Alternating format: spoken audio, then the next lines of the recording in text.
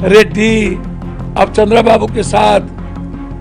तो बीजेपी का में के जो नेता हैं वर्तमान में, ये कहाँ किसी को बकसते हैं। नीतीश कुमार जी को समाप्त करने की कोशिश, उनके जो चारों तरफ लोग थे सबको ईडी सीबीआई से घेर लिया, बात कर दिया। बिहार की जनता के साथ ये धोखा है। इसमें बीजेपी आने वाले समय में बिहार की जनता इसको सही नहीं मानती। देते ही नहीं, दे दो सारा का सारा। मुख्यमंत्री प्रधानमंत्री 26% दलित ST SC है, कर दो। सब कुछ पर कब्जा, जो उसका कोयला है, अबड़क है, उसको दो, उसको कब्जा दो, उसको डायरेक्ट इन्वॉल्व करो। आप उनकी जमीन पर अधिकार कब्जा कैसे करोगे? मूलवासी कौन है? सिद्धू कानू कौन थे? भगवान बिरसा मुंडा कौन थे? तिलका मांझी कौन थे? लोरी कौन थे? अल्लाह रुदल कौन थे? सावित्रीबाई फुले कौन थे? महात्मा बाई फुले कौन थे? पेरियार कौन थे? अब अंग्रेज ने जमीन कब्जा किया, आज तक सरकार जमीन कब्जा करके बैठी हुई है। क्या है? आप उनको जजेज में कैठो आदिवासी दलित है भाई, सत्ता में कैठो हैं भैया, पत्रकार में कैठो हैं, VC कैठो हैं, प्रोफेसर कैठो हैं। तो जो उनकी बात कौन करेगा? उनकी वकालत कौन करेगा? उनकी मुखालफत कौन करेगा भाई? जब कहीं है ही नहीं सदन में, बिहार में एक भी आदिवासी, एक भी मुसलमान IAS IPS नहीं है। एक सिंगल मुसलमान IAS IPS नहीं है। कहा है बिहार में सिंगल मुसलमान IAS IPS नहीं है डिस्ट्रिक्ट में? ना कोई कलेक्टर, ना कोई SP, ना कोई ऊंचे पदों पर, ना कोई सेक्रेटरी। तो आप हिस्सेदारी किसी चीज में दोगे नहीं। आप दीजिए, आप उसकी इकोनॉमी की बात कीजिएगा नहीं,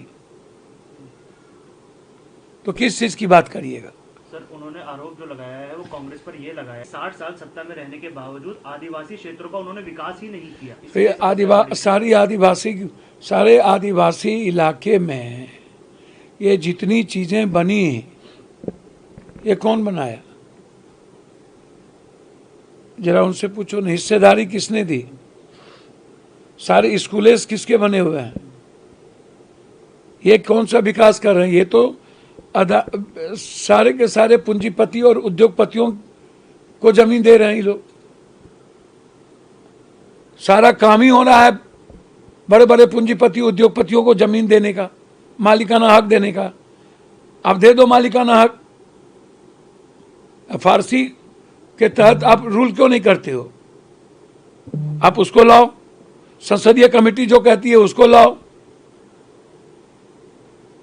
सर्वोच्च न्यायालय भी आदेश दे दिया था एक बार, इन लोगों को जल्दी से खत्म करो, उखाड़ के फेंको।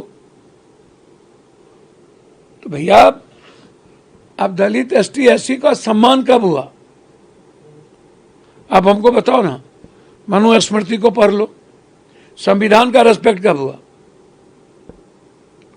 आप इसकी इकोनॉमिकल आजादी की बात क्यों नहीं करते हो? आप इसकी एजुकेशन की आजादी की बात क्यों नहीं करते हो? इनके लिए जस्टिस की बात क्यों नहीं करते हो?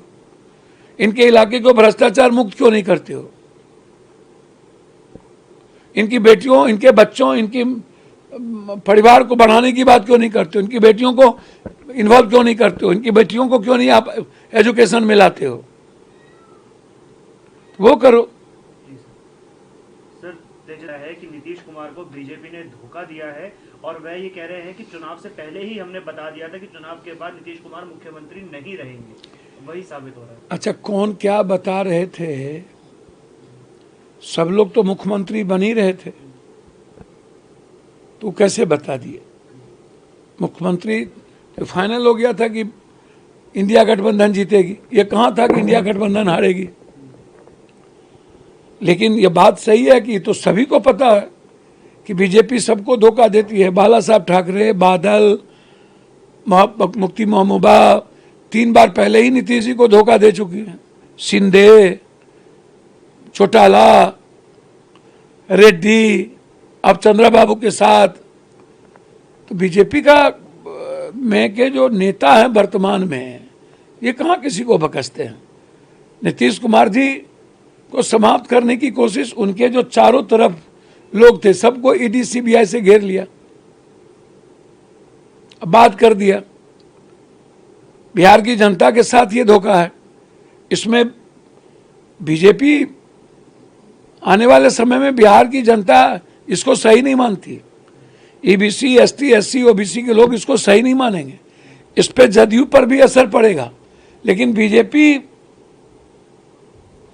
के बारे में बिहार की जनता में गलत मैसेज जा रहा है।